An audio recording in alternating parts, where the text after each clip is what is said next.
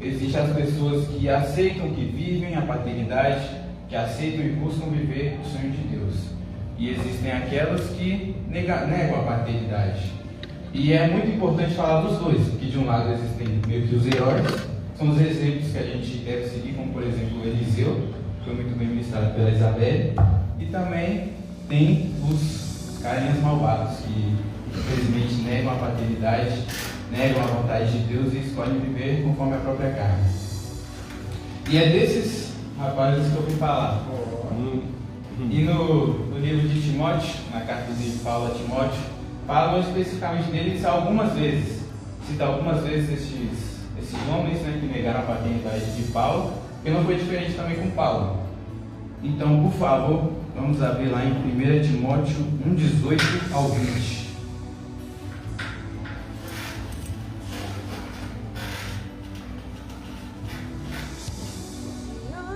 Podem ler, por favor.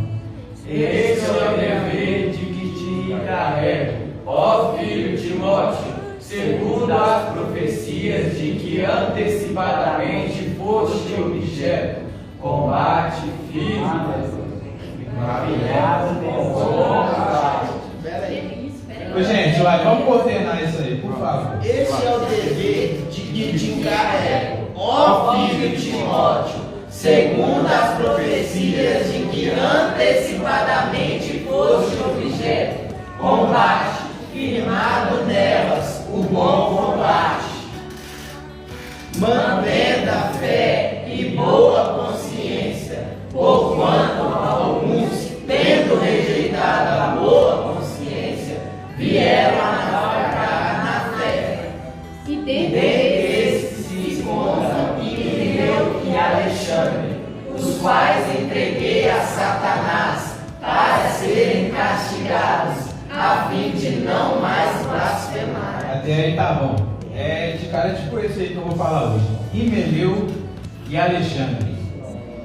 Duas pessoas que foram faladas poucas, né? Aparentemente só foram citadas pouquíssimas vezes na Bíblia.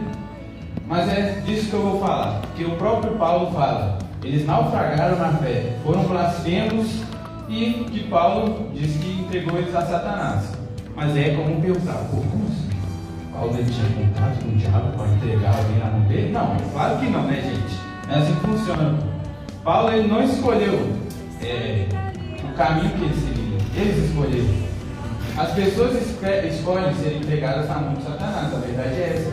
Elas escolhem viver conforme a própria vontade, conforme a própria carne. Eles negaram o caminho de Deus, negaram a paternidade de Paulo, e é claro que, como foi dito aqui, eles naufragaram na fé. Então eles não eram qualquer pessoa aleatória que Paulo viu caminhando, decidiu evangelizar e eles negaram. Não. Eles caminharam com Paulo e ouviram as palavras de Paulo. Eles ouviram as boas novas, mas mesmo assim escolheram negar as boas novas. Porque existem muitos motivos. Mas naufragaram e até mesmo, Paulo diz, blasfemaram. Então, é muito complicado porque isso acontece até os dias de hoje e tem muito mais casos adiante. E quando uma pessoa ela é entregue a Satanás, é porque, como eu tinha dito, conforme a própria vontade. E muitas dessas pessoas significa porque elas estavam simplesmente, digamos, em cima do muro. Uma pessoa em cima do muro é aquela que diz, ah não, Deus é bom, mas eu ficar aqui na vida, vou viver minha mocidade, porque isso é bom, né? Viver, fazer minha vontade, depois quando eu for mais velho, quando eu tiver cada pouquinho, então eu aceito Jesus. Aí fica nessa. Só que aí, como não esperaram, foram entregues a Satanás. E não existe isso de ficar em cima do muro. Você falar que está em cima do muro, você está de um lado e você está do outro. Se você está em cima do muro, você está do lado mal, não tem outro. É isso. E também tem mais uma coisa. Quando, por exemplo, vamos pensar em uma cobra. E essa cobra ela tem um veneno muito venenoso, mas esse veneno é local.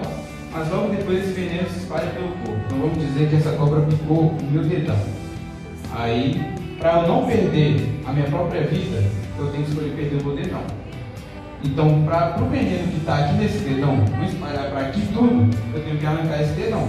Então, meu dedão teve que ser entregue, para que o resto do corpo não se contaminasse.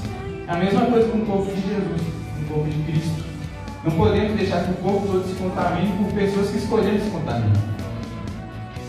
E aí agora eu vou falar sobre uma breve curiosidade, porque esse Alexandre aí, ó, tá falando aí, esse rapazinho aí, mais na frente vai ter outro Alexandre que eu vou falar, mas agora é outro porque fala adiciona uma descrição.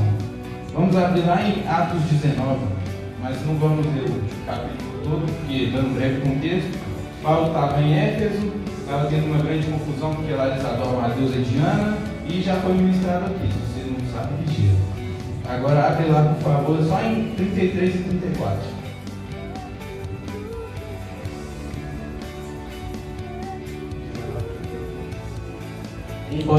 Então, tiraram Alexandre dentre a multidão, impedindo os judeus para a frente.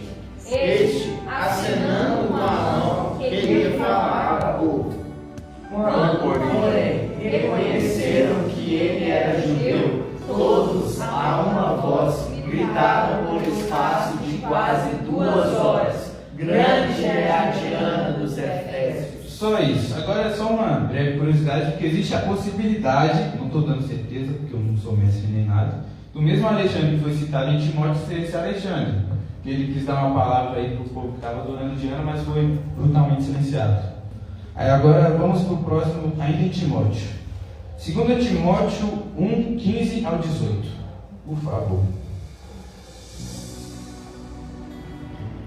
Está ciente de que todos os da Ásia me abandonaram, dentre eles cito Figel e Hermógenes. Conceda ao Senhor misericórdia à casa de Onesíforo, porque muitas vezes me deu ânimo e nunca se envergonhou das minhas algemas. Antes, tendo ele chegado a Roma, me procurou solicitadamente até me encontrar. Não tinha até aqui. Dessa vez são 3 pessoas: Fígelo, Hermógenes, não é? Hermógenes e Onesíforo. Bem-vindo, amigo. Boa noite. E eu vou falar principalmente de Fígelo e Hermógenes, que é o tema de hoje, mas também um pouco de Onesíforo, porque ele foi citado de forma honrosa pelo próprio Paulo, porque em momentos de dificuldade, porque como sabemos, Paulo, por onde ele passava, ele pregava sobre Cristo. Naquela época a perseguição era muito maior do que era hoje, então muitas vezes ele era preso. Então existiam as pessoas que seguiam Paulo, ouviam as palavras, gostariam de ter a caminhada com Cristo, mas nesses momentos de dificuldade, muitas vezes, eles desistiam, porque por medo, por qualquer outra coisa, que os queriam afastar da vontade de Deus. Mas Onesíforo, por exemplo, ele foi diferente, ele foi firme, e inclusive teve outra citação mais na frente na carta, que Paulo saúda a Onesíforo. Então, sejamos Onesíforo e não Fígelo e Hermógenes. Amém. Sabemos, muitas vezes, que a perseguição é realmente muito difícil, mas muitas das vezes nós cedemos essa perseguição por 2 razões: ou falta de fé, ou por medo. E são 2 coisas muito comuns no dia de hoje. Temos medo de sermos perseguidos, temos medo de, sei lá, alguém bater em nós, espancar a gente, temos medo de, até mesmo uma coisa muito simples, que é perder uma amizade. Aí, Hermógenes e Fígelo, eles estavam com medo de serem presos, ficarem encarcerados, viver com rato e comer resto de comida. E você está considerando negociar por que motivo? E eu queria deixar um alerta para tomar muito cuidado, porque Fígelo e Hermógenes podem muito bem ter dito a Paulo: eu vou te seguir até o fim da minha vida. Não tem como garantir que eles disseram isso, mas é provável, porque eles caminhavam e eles ouviram a palavra de Paulo sobre Cristo. Então temos que ter muito cuidado, porque nem sempre o som que sai da nossa boca é o que o nosso coração diz, é o que está dentro de nós. Porque não faz sentido uma palavra de um morto ter efeito. Porque se você está dentro, morto por dentro, o que vai adiantar sair som da sua boca? Então, como eu tinha dito, não seja Fígelo nem Hermógenes, sejam Onesíforo. Agora vamos continuar para o próximo, 2 Timóteo 4, 9 ao 11. Podem ler. procura vir ter comigo depressa, porque Demas, tendo amado o presente século, me abandonou e se foi para Tessalônica. Crescente foi para a Galácia, Tito para Dalmácia. Somente Lucas está comigo. Toma contigo Marcos e traga-o, pois me é útil para Esther. Então vemos aqui mais outro caso. Demas, um rapazinho aí citado muito breve. Até agora ele foi que teve a descrição mais breve na carta. Mas mesmo assim ele também foi o que mais representou a igreja de hoje. São aqueles que decidem amar o atual século, não aquele que nos livrou dele. Aqui mais uma vez, mais um caso de uma pessoa que caminhava com Paulo. Todos os que eu citei até agora caminhavam com Paulo e ouviam as boas novas, mas como eu disse, decidiram negociar, decidiram negar e decidiram viver outra vida. Então, Demas especificamente foi o que decidiu amar o mesmo mundo que crucificou um homem perfeito, um homem que nos livrou de todo o mal. E ele escolheu viver nesse mal, que não é muito diferente do que os ex-escravos estavam no Egito, saindo do Egito, querendo voltar para o Egito para comer resto de comida e estão mais batalha do que andar no deserto e comer do maná de Deus. Então, realmente, vale a pena? Será que vale a pena você iniciar sua caminhada e logo depois voltar atrás? Poxa. E também tem aquele caso, você conhece a palavra, você quer viver essa palavra, mas pensa, eu quero viver minha mocidade, quero viver, quero fazer um monte de coisa, eu sou jovem, quero fazer um monte de coisa, porque eu tenho um monte de coisa para fazer ainda. Mas realmente vale a pena? No final de tudo, seja uma festa, seja no final de uma bebida, seja no final de qualquer coisa, não vai mudar nada, você vai continuar a mesma coisa que você estava antes. Você vai continuar com a mesma tristeza, você vai continuar com a mesma raiva, você vai continuar com o mesmo sentimento de vazio que estava dentro de você, não vai mudar nada. Vai continuar a mesma coisa. E depois vai repetir o ciclo, vai repetir o ciclo, vai repetir o ciclo, e no final quem estava no começo já não vai sobrar ninguém. Às vezes a sua mãe, e olhe lá. Então, tem um exemplo que passou no filme de Paulo, que a gente assistiu aqui um tempo atrás, que até hoje eu guardo ele e eu gosto muito. E foi ele falando com o dono da prisão, não lembro o nome dele, mas eu já comentei isso com o povo e essa parte do filme realmente me marcou muito, que ele falou, imagine você mesmo. Bem-vindos. A paz, boa noite. E imagine você está navegando no barco, você tipo num barco mesmo, pode ser um barco atual, pode ser um barco antigo, tanto faz, o barco que você quiser. Aí vai lá, você se aproxima do mar assim, tá à borda do barco, você olha para o mar, você abre embaixo, pega um pouco de água assim, e você vê aquela água ali. Essa água não é nada mais, nada menos do que a sua vida. Ela é muito breve, ela passa, acaba e é só isso. E muitas das vezes a gente só quer saber desse pouquinho de água, sendo que a gente tem o oceano inteiro pela frente. A gente tem o oceano inteiro para olhar, mas a gente quer olhar somente pelo esse pouquinho de água aqui, ó. Você quer aproveitar tudo que você pode fazer desse pouquinho de água, não vai acabar com sede nenhuma, que com o oceano inteiro. Então, temos que tomar muito cuidado com isso para a gente não se preocupar mais com o que vai acontecer aqui, que muitas vezes essas coisas que vão acontecer aqui que a gente busca não vão agregar em nada, que com o que vem depois. Então, eu venho pensando muito esses dias, porque Deus, por que Deus nos escolheu, Nicolas? Isso. Deus nos escolheu nele para sermos santos e irrepreensíveis. Então, quem crê que é escolhido aí? Amém. Amém. Então, se você crê que é escolhido, Deus te chamou para uma coisa: ser santo e irrepreensível. Ah, não, mas santo era só Jesus. Então, por que ele fala para a gente ser santo? Para que ele fala para a gente ser perfeito? A Bíblia não mente, nem Deus, nem Jesus, ninguém mente na Bíblia. Quer dizer, vocês entenderam o que eu quis dizer. Vocês entenderam o que eu quis dizer. Mas amém. Então, eles não mentiram quando disseram para a gente ser santo, para a gente ser perfeito, porque ele é perfeito. A gente deve seguir esses passos dele. E eu estava pensando, se Deus nos chamou para isso, Deus me chamou para isso, eu fui escolhido para isso. Se eu não fosse santo e irrepreensível, qual que é a minha utilidade nessa terra? É O verdade. que eu estou fazendo aqui além de atrapalhar? Isso mesmo. Eu tenho que seguir meu caminho, eu tenho que fazer o que eu fui feito para se fazer. E agora, vamos para o último caso. 2 Timóteo 4, 14 ao 15, por favor. Alexandre, o latoeiro, causou-me muitos males. O Senhor lhe dará a paz segundo as suas obras. Tu guardas-te também dele, porque resistiu fortemente às nossas palavras. Só isso mesmo.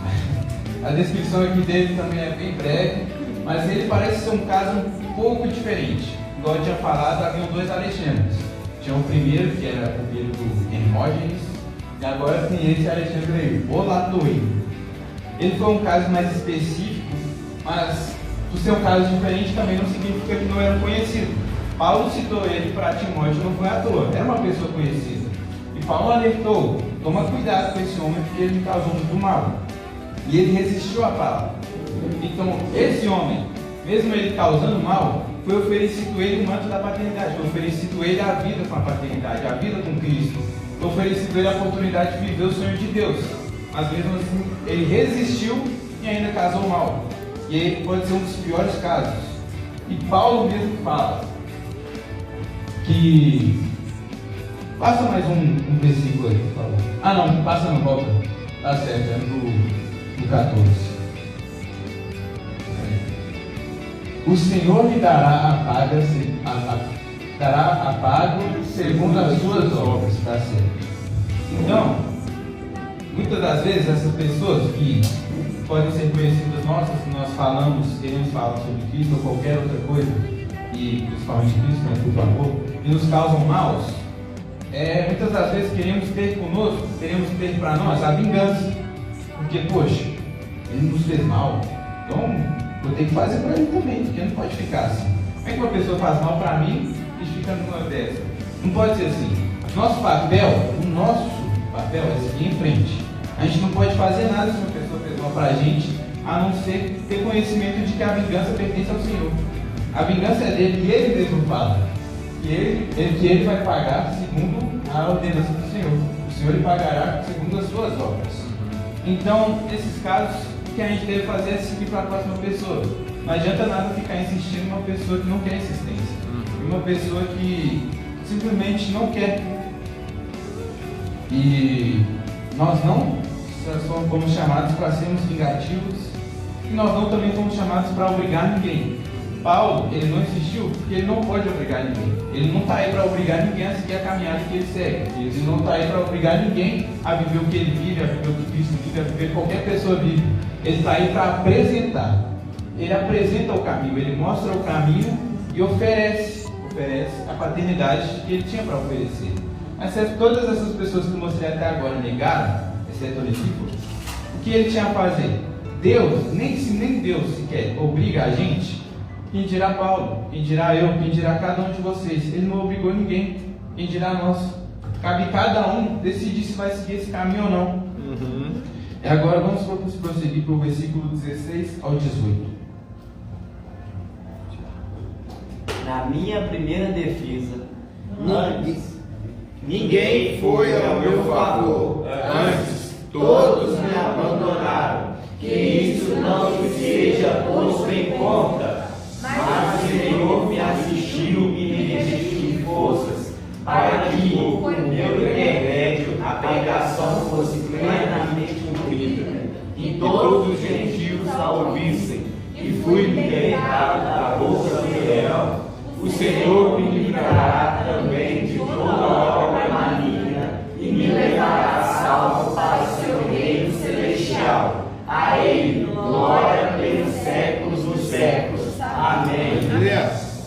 Então aqui podemos ver que Paulo, mesmo ele falando onde é que for, mesmo se ninguém for ouvir que ele conheça, ele vai estar fazendo o papel dele. Porque ele não está fazendo isso para nenhum homem. Ele cumpre o papel dele porque ele ama Cristo, porque ele ama tudo que Deus fez na vida dele. Ele ama a Deus. Ele faz isso, por amor.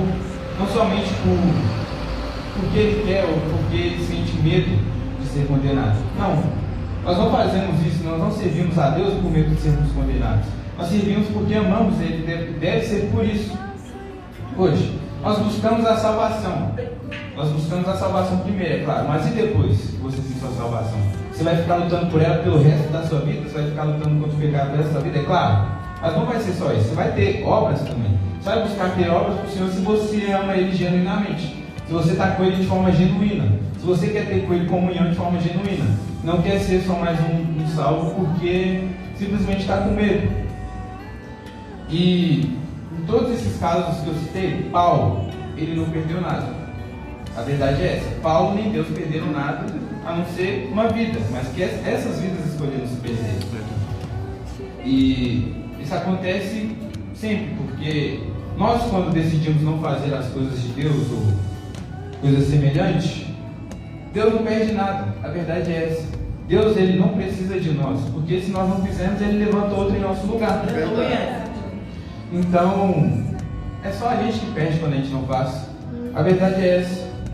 As pessoas negam a paternidade, não a paternidade que nega as pessoas. A paternidade pode apresentar, se a pessoa negar, é com ela. E é só isso.